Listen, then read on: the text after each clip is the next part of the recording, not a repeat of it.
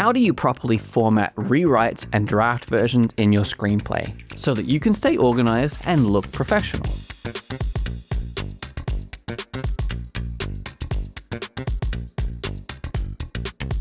Rewriting is part of the process. You'll go through multiple drafts before your script is ready. So keeping track of those versions matters. The first rule is to label every draft clearly. On your title page, underneath your contact details, add a version number and a date.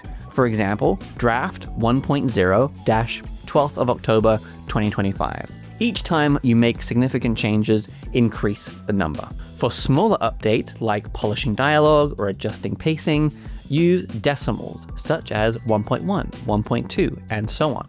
When the rewrite is major, like new scenes, new structure, or a new story direction entirely, then move up to the next whole number, such as 2.0, 3.0, 4.0, etc. This keeps your progression clear for producers, readers, and collaborators. You can also include a short changelog at the top of your document, or in an email if you are sharing it. Something like major story revision in Act 2, trimmed opening montage, updated character introduction for clarity. That tells others exactly what is changed without having them compare scripts line by line. In professional settings, especially film and TV, scripts are sometimes color-coded for revisions. They are blue, pink, green, but that's usually done by the production office and not necessarily the writer. As a writer, your focus is clarity and version control. Also, keep backups of every different draft. Never overwrite your previous version. Sometimes an old line or an idea might become useful again later. And if you are collaborating, then make sure that everyone is working from the same version.